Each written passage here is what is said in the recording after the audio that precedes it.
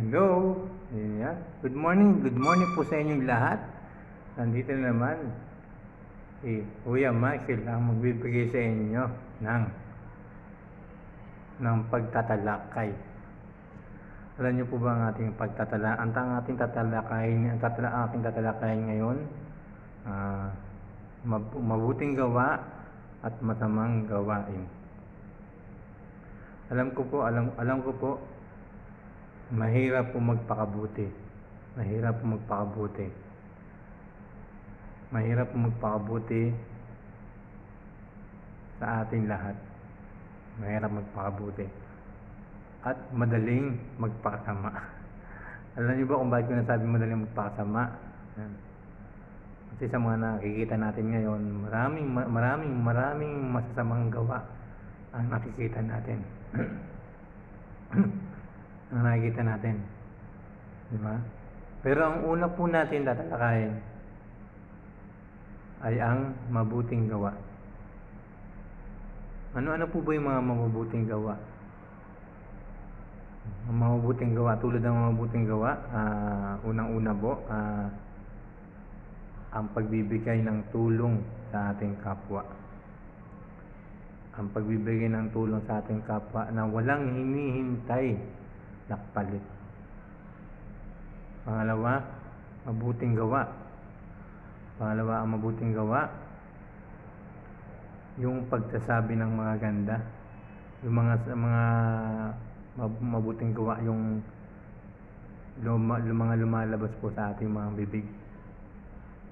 Yung mga maganda lang pong yung mga magandang salita lang po ang lalabas sa ating mga bibig. Tulad ng pagsasalita ng tama, paggalang sa magulang. Yan, tulad ng paggalang sa magulang, tulad ng pag-ibig. Ayan, di ba? Tulad ng pag-ibig. Kasi lahat ng mabuting salita na lumalabas sa ating mga bibig. Pero meron din masamang salita ang lumalabas sa atin. Kaya mga kaibigan, yan po ang pinakaiiwasan po natin, ang magsalita ng masamang salita. Ang magsalita ng masama. Yan po dapat po nating iwasan. Kasi yung masamang salita, dapat po tinatabi po natin yan. Ang dapat po natin gawin ay ang lalabas sa ating mga bibig, yung yung mapubuting salita. Huwag po tayo magsasabi ng masama sa ating kapwa, kasi po hindi po natin alam na nasasaktan na po pala siya. Tulad ng panlalait, pagsasabi ng pagsisigaw, pagmumura, yan, di ba mga guys? Pagmumura, pangit na salita yan mga guys. Pagmumura, pang-aaway, pang-iinis. Ayan, wag po natin gagawin yan. Wag po tayo magsasalita ng mga ganyan. Di ba mga guys? Ang dapat po natin gawin, yung mabubuting gawa. Yan. Pagkusang pagbigay, siyempre yan, pagkusang pagbigay. Pagtulong sa mga, kunyari may dumadaan na pagtulong, example, pag may dumadaan na mga matatanda, kunyari nasa kalsada, dadaan yung matanda, yung pagtulong natin, pag-alalay po natin, mabuting gawa po yan. Ayan, mabuting gawa. Ang pagsunod sa magulang, mabuting gawa din po yan, ang pagsunod sa magulang. Kaya mga guys, yung uunahin po natin, ang importante, yung mabuting gawa. Yung masamang gawa, dapat po isang tabi po natin yan, di ba? Dapat po isang tabi po natin yung mga masamang gawa. Kasi ang nag-aano niyan, yung nasa impyerno. Yan. Kapag palagi tayong gumagawa ng masama, siyempre gumawa tayo ng masama, tapos gumawa tayo ng masama, tapos hihingi tayo ng tawad sa Panginoon. Panginoon, patawarin mo po ako, naggawa akong kasamaan. Di ba? Ginawa mong kasamaan. Tapos gagawa ka naman ng masama. Wala rin yung paghingi ng tatawad sa Panginoon. Kaya dapat ang uunahin po natin yung mabuting gawa. Mabuting gawa sa kapwa, mabuting gawa para sa Panginoon, siyempre, at mabuting gawa para sa iyong sarili. Ano bang mabuting gawa ang gagawin mo para sa iyong sarili?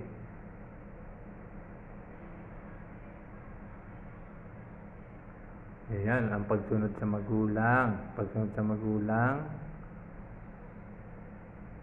pag-iwas sa mga pananakit sa kapwa, pag-iwas sa pagsasalita ng hindi maganda, pakikipag-away. Yan, mabuting gawa, mabuting gawa, mabuting gawa ang hindi pakikipag-away. Yan, huwag po nating gagawin yan, ha, kasi ang gawin natin yung mga mabubuting gawa po, yung mabubuting gawa lang po. Ang pagtulong, siyempre, ang pagtulong sa kapwa. Ang pagdarasal sa Panginoon. Yan. Ang paglilingkod. Ayun, pagtulong sa kapwa. Yan. Pagkasabi ng mga gandang salita, yung pagmamahal. Kasi yung pagmamahal,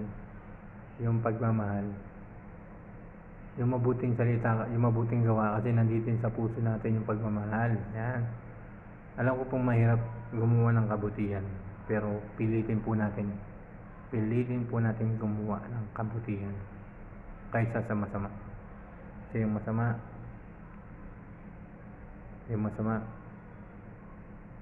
matagal mawala yung masama, yung masamang gawa. Pero yung kabutihan, yan ang maging baon mo. Kunyari dumating na yung pagkakataon, makakasama natin ang Panginoon. Diba? Makakasama natin ang Panginoon. Pupunta siya rito. Pupuntahan niya tayo at sasabihin, kamusta ka na, anak? Nakagawa ka ba ng mabuti? Nakapagsisi ka na ba ng iyong kasalanan? Kailangan, huwag na po natin hintayin sabihin pa sa'yo ng Panginoon yun. Nakapagsisi ka na ba ng kasalanan? Huwag po natin hintayin kung sabihin pa ng Panginoon. Ngayon pa lang, gumawa na po tayo ng kabutihan, mabuting gawa. Yung masamang gawa, kalimutan po natin yan.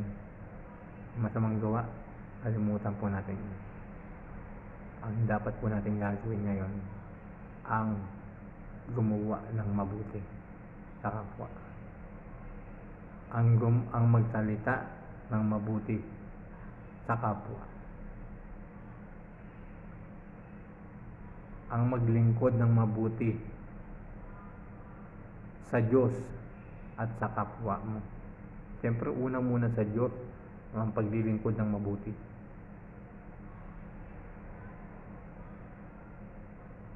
Kasi balang araw, yung kabutihan, parang yung kabutihan, parang alam niyo yung medalya yung natatanggap ng graduation. Yan, sa mga graduation, sa mga contest, yan. Yun ang pinakamahalagang matatanggap nyo. Ayun ang pinakamahalagang receive your glory. Ang kabutihan na nagawa mo.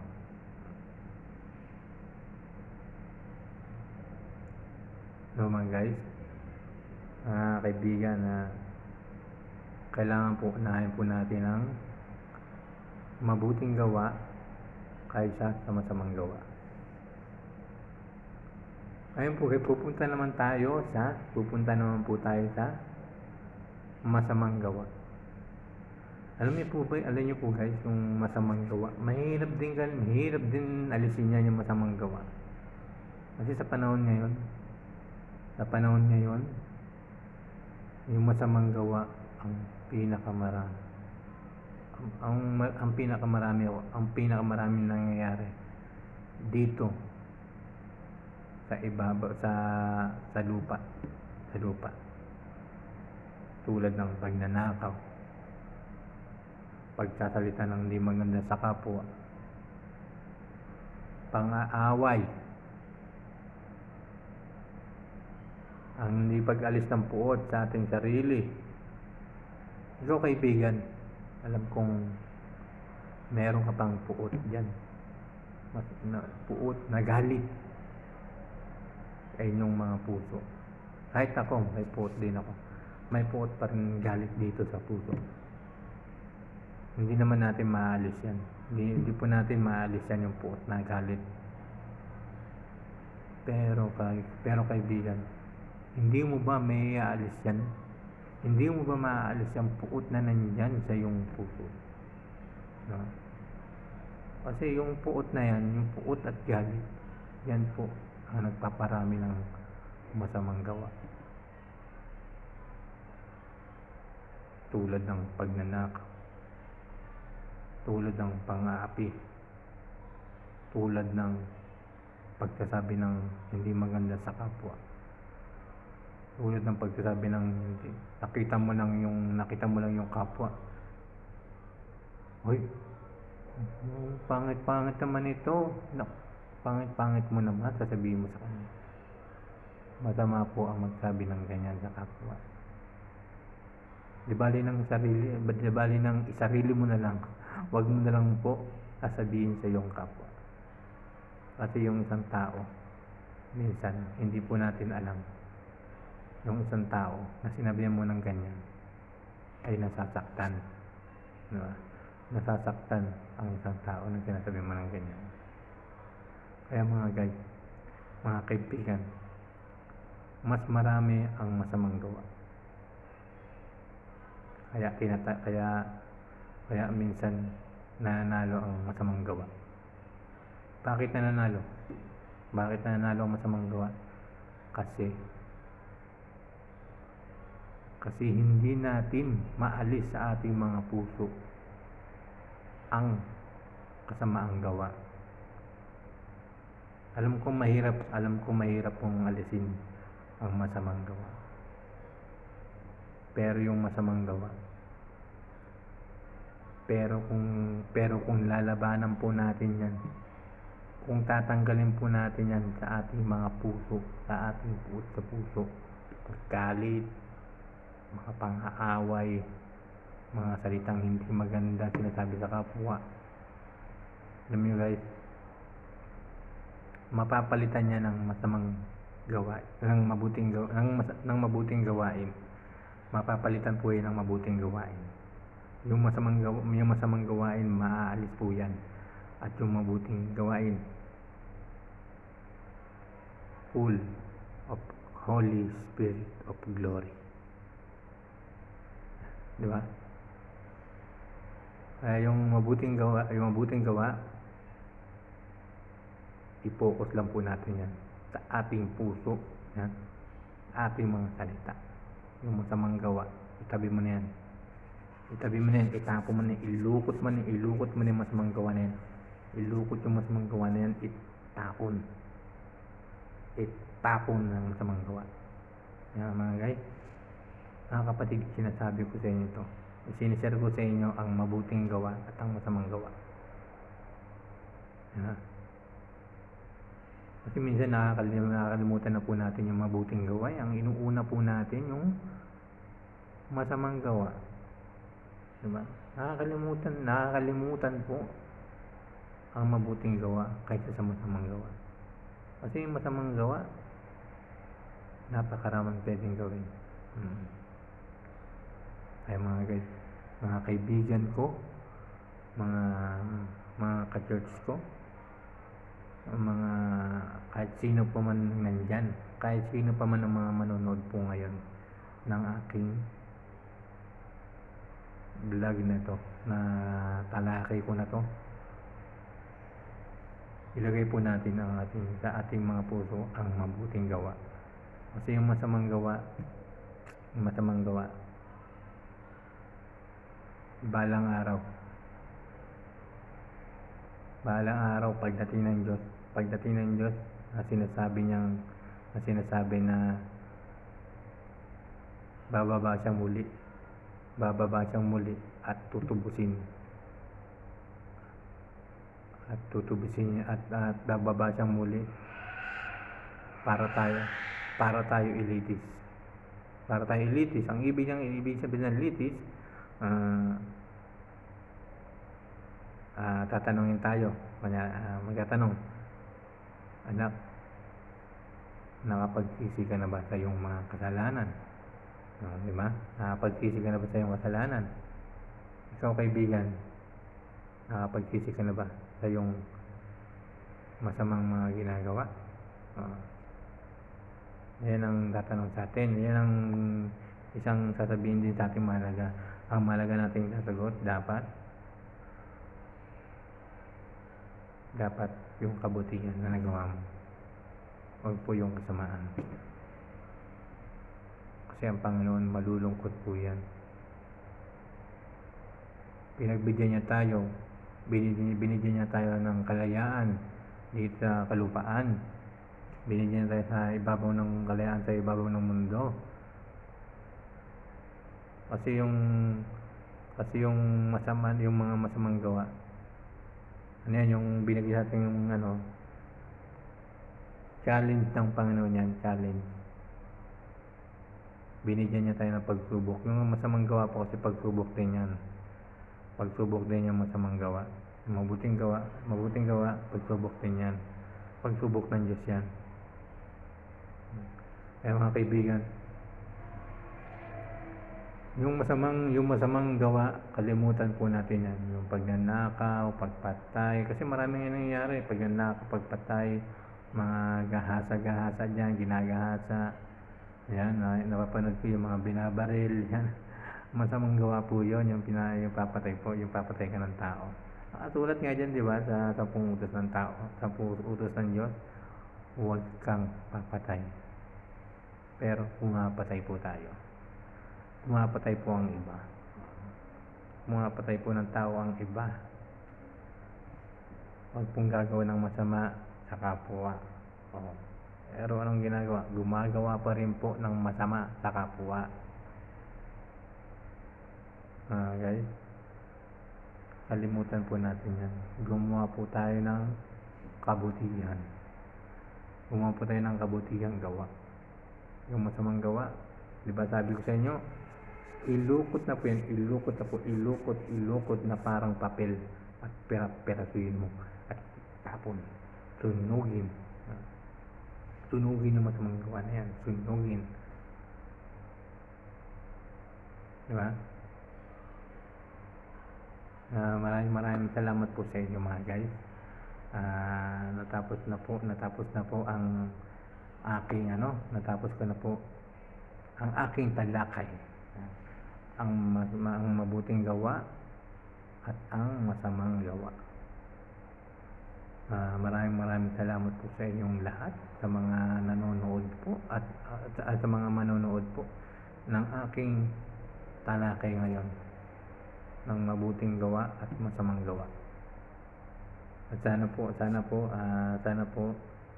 sa ginawa ko itong video vlog na talakay sa mabuting gawa at masamang gawa, ay magkaroon po ng aral para sa inyo po, para sa bawat isa.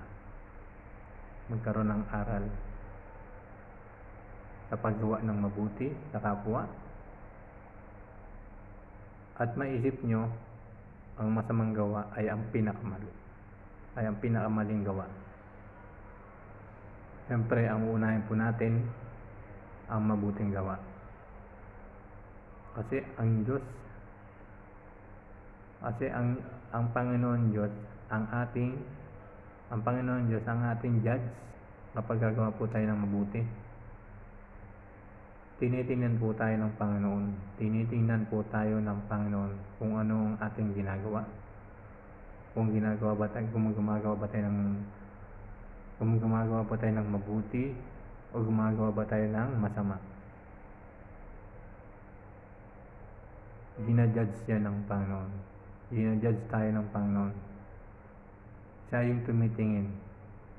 Siya yung tumitingin, pinagmamasdan niya tayo kung ano ba ang ginagawa natin dito sa lupa, dito sa ibabaw ng mundo, kung tama ba ang ginagawa natin. Mga kaibigan, maraming salamat po. Maraming salamat po. At sana po meron po kayong nakuwang aral sa aking ginawang video na ito, sa aking ginawang vlog na ito, especially sa mabuting gawa, sa kabutihang gawa. Dapat dito po tayo mag-focus sa kabutihang gawa. Yan. At saka yung masamang gawa na to, kalimutan po natin yung masamang gawa na yan. Yung masamang gawa na yan, itapon po natin yan. Sunugin po natin yan, yung masamang gawa na yan.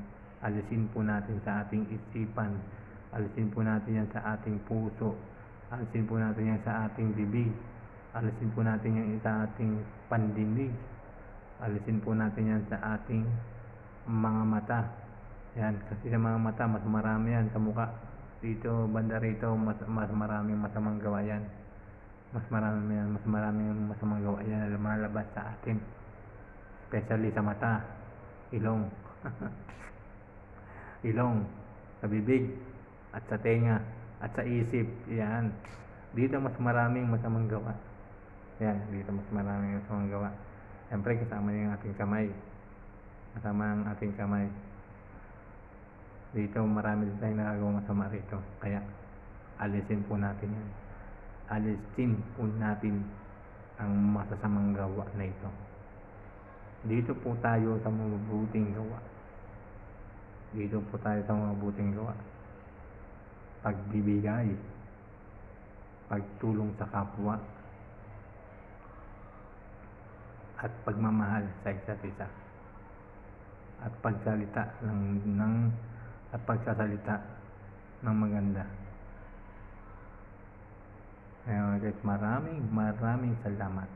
At sana po meron po kayo natutunan sa aking ilalahad, sa aking vlog na ito, sa aking video, na ang pamagat ay mabuting gawa at masamang gawa. Maraming pong salamat sa inyo lahat, mga kaibigan. Maraming salamat po sa inyo, sa inyong panonood, at sa mga manonood po ng aking vlog na ito. At sana po panoorin niyo po itong aking vlog at kalimbangin o i-subscribe ang aking bell na nandiyan sa baba. At pa-thumbs up po, at kung gusto niyo po mag-comment, nandito lang po ang comment sa baba. Kung ano po yung naisip niyo, kung ano po yung sinasabi ko, ano po yung nakalagay dito sa aking video, yun po ang inyong i-comment para hindi po malagas o masira ang inyong pagdikit o inyong pag-comment sa akin. Comment po kayo ng pinakamaganda. Comment po kayo ng magandang comment. Comment po kayo ng maganda about sa aking video, about sa aking vlog. Katulad ng sa kung ano yung sinabi ko, mabuting gawa at masamang gawa. Guys, maraming salamat po sa inyong lahat, mga kapatid. At huwag po tayong makalimot tumawag sa Panginoon, tumawag sa Diyos. At huwag po tayong makalimot humingi ng tawad sa ating mga kasalanang nagawa. Alam ko po, ako meron din nagagawang kasalanan, kayo meron din po yung nagagawang kasalanan, pero hindi ko po sinasabi na kayo po na may nagagawa tayong kasalanan. Alam ko po yan kasi ako may minsan nakagawa ng mga kasalanan. Kaya huwag po tayong makalimot humingi ng tawad sa Panginoon. Maraming salamat po. Bye-bye po sa inyo lahat. Bye-bye po. Ayan, sana po meron kayong matutunan ha. Sana po meron kayong natutunan sa aking sinabi. Mabuting gawa at alisin ang masamang gawa. Focus po tayo sa mabuting gawa. Yan, dito sa mabuting gawa tayo mag-focus. Diba? Maraming salamat po sa inyo lahat. Bye-bye po. Bye-bye. Bye-bye. Thank you so much. Thank you, thank you.